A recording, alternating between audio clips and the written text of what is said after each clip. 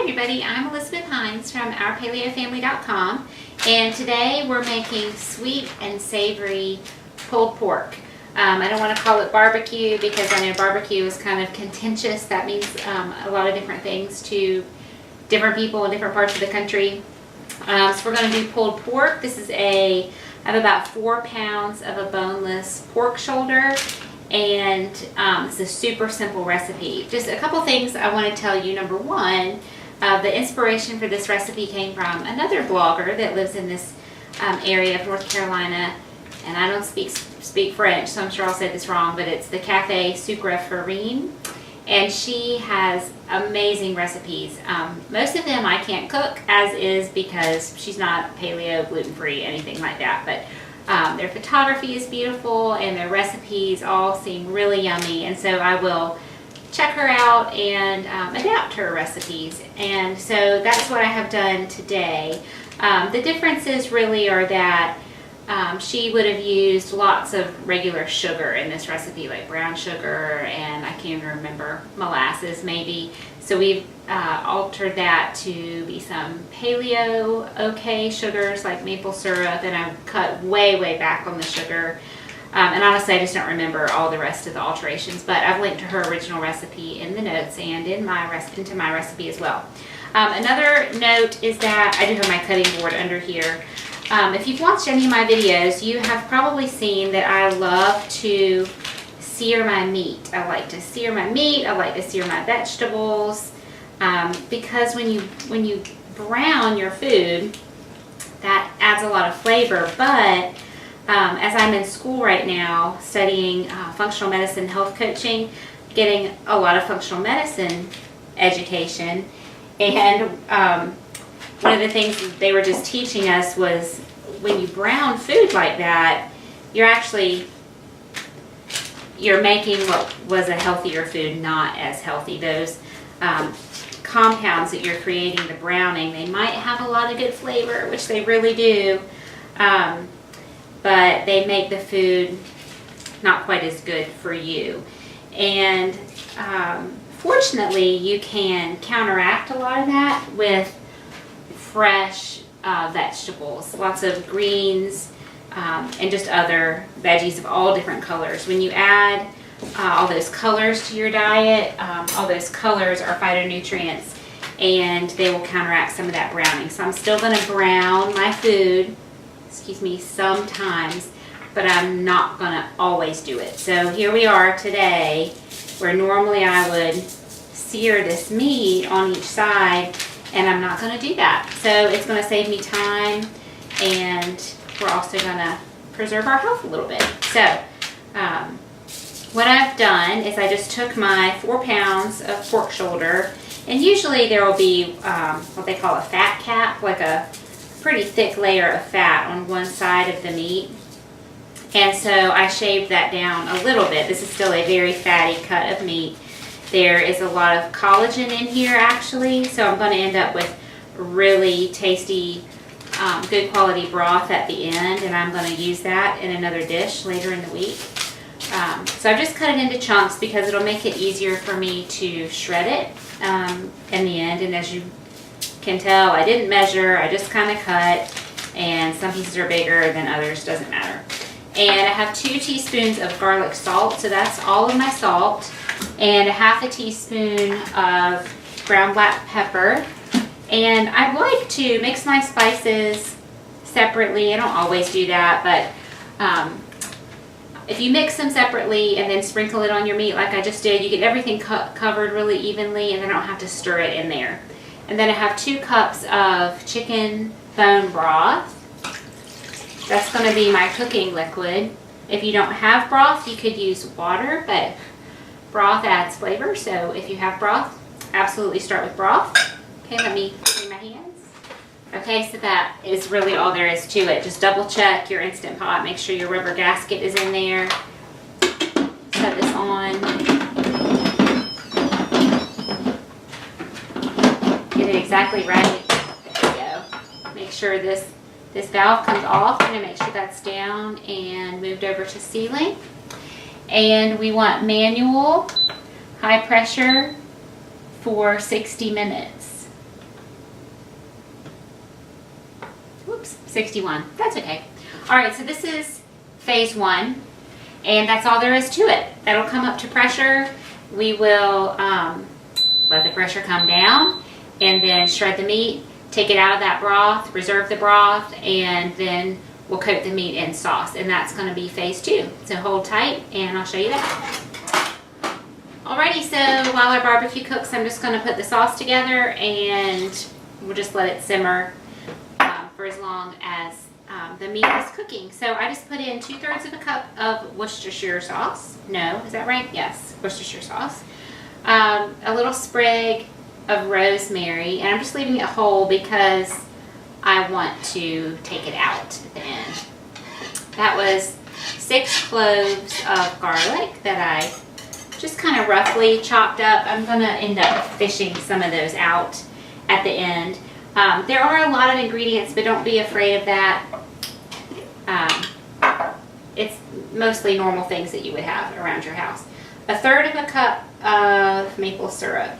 So the original recipe, like I was telling you at the outset, had really a lot of sugar in it, and I've reduced that to just 1/3 of a cup of maple syrup. So that's enough sweetness that it'll be a sweet barbecue, but it's not going to be overwhelmingly sweet. And actually, we're going to have balsamic vinegar as well, which when balsamic vinegar reduces, it's pretty sweet, and also ketchup. So without actually adding sugar, we're adding a decent amount of sweetness in other ingredients as well. So we had 2/3 of a cup of Worcestershire. We have 2/3 of a cup of this aged balsamic. This is one from Whole Foods.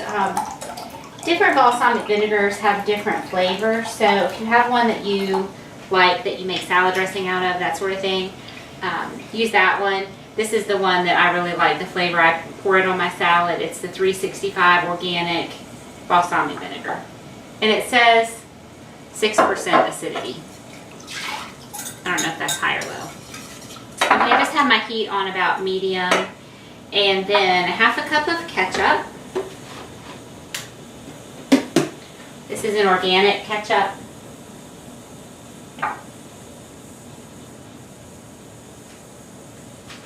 Just, in everything, look at your ingredients. Try to avoid as much added sugars as possible. That's Annie's brand. I get that from Thrive Market. A lot of ketchup's the first ingredient.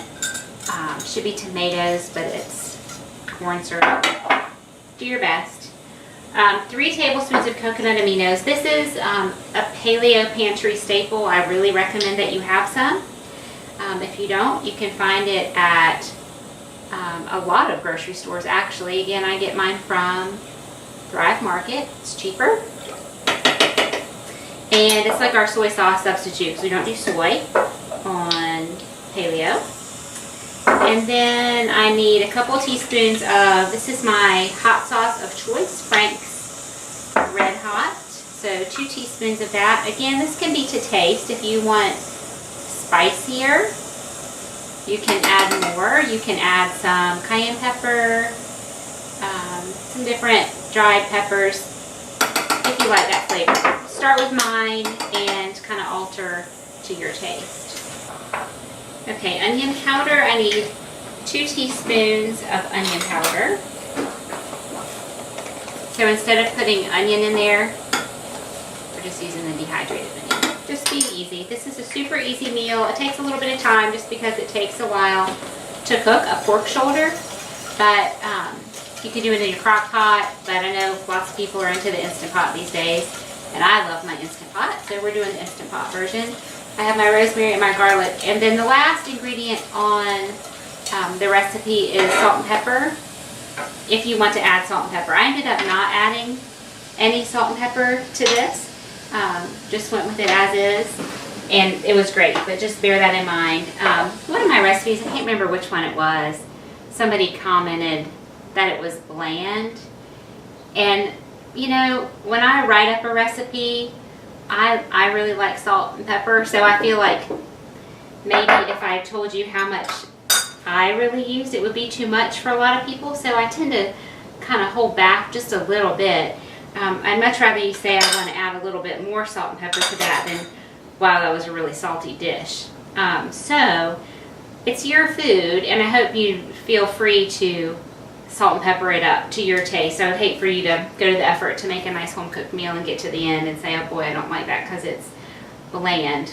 You know, taste as you go and season as appropriate for your family. So this is all we have to do. That is going to cook for an hour, and my barbecue sauce, it's simmering, so I'm going to turn it down to low so it's just a real gentle simmer, and we'll keep that going the whole time, and it'll get nice and thick and kind of syrupy and delicious. And I'll show you how we put it all together at the end. Hi everybody, so we're back. The pork has finished. My barbecue sauce has been simmering for an hour, and like I said, it would get sort of thick and syrupy, and it has, and it tastes delicious. So we're just going to set that to the side, and as I shred my meat, I'm going to add it to my sauce. Just mix it right in. So my pork, again, this was a 4-pound boneless pork shoulder, and I just rubbed it with a little garlic salt and black pepper, and then we cooked it on high pressure for an hour, and it is perfect. It's really, really tender. It's just falling apart, which is exactly what you want. And I'm simply kind of roughly going through it and pulling out fat, because a lot of that will melt down in the cooking process, but some of it doesn't, as you can see, and it just makes it a nicer eating experience for everybody if you take that out. So I'm just going to go through the process of shredding all of this meat, cleaning it up, and getting it into the sauce. I looked at my meat when I bought it today at the counter, and sometimes the pork roasts are very, very fatty, and other times they're pretty lean.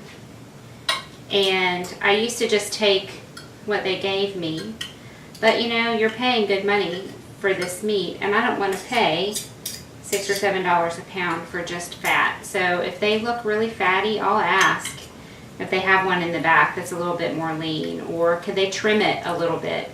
And most of the time they'll do it happily. I think most people don't ask for that sort of thing, so it's not like they're being put out all the time. So just don't feel hesitant to ask for what you want. I should also say that I normally would not have 4 pounds, but we're having company tonight. For my family, I would buy about 3 pounds, which even though we might eat just 1 pound of meat for my family of 4, I want to have a little bit of leftovers for my husband to take to lunch. And also with a roast like this, a decent amount of the weight will be the fat, and so you want to account for that. So again, for my family of 4, I would get between a 2 and 3 pound piece of meat.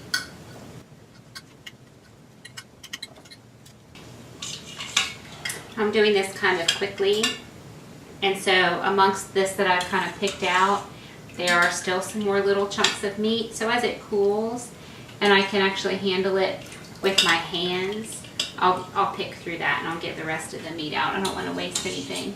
And then you can see how rich and colorful my broth is. Remember I told you that we cooked our meat in chicken broth. That was the liquid I added to my pan. And there's a lot of collagen in a roast like this. So we have the collagen that came from the meat, and then I started with a good flavorful broth, and so that means that that's really yummy broth at the end. And it will have a lot of fat, obviously because of the fat in the meat, but I'll just refrigerate it and the fat will rise to the top, and then I can skim that off and I'll use it. My favorite way to use the broth from a pork roast is in jambalaya. That's like a nice flavorful dish, and the broth is a huge part of it. It's kind of saucy, you know, And so if you have a good flavorful broth, that makes all the difference. You can see it just cooked perfectly. It's very tender, and it just really falls apart in sections very easily. The little pieces of fatty tissue kind of divide up the meat and make it really easy to clean up. Get the good stuff.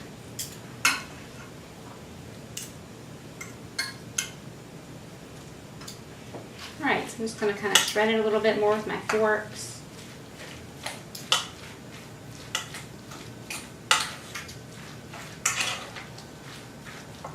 In my skillet over on the stove, I have some broccoli cooking, just broccoli and some grass-fed butter with some salt and pepper. And I've made coleslaw, which I have a recipe on my website for just plain coleslaw. It's called No Frills Coleslaw. The secret is you need to make your own mayonnaise, because then you control the oil, and that's what's really important. You need to get good quality fats, not bad fats. So we're having broccoli and coleslaw and watermelon tonight. And that's going to make a really nice summer meal. This was very easy. Again, you could have used your crock pot if you want to make it during the week. Stick it in when you head to work in the morning, and then just finish it up like I've just done when you get home. As for the sauce, just make it ahead. Make it over the weekend, or in the morning maybe while everybody's getting ready. Let it simmer down and then toss it together. Let me just give this a taste, make sure it's seasoned well. I'm pretty sure it's going to be, because the sauce was so flavorful.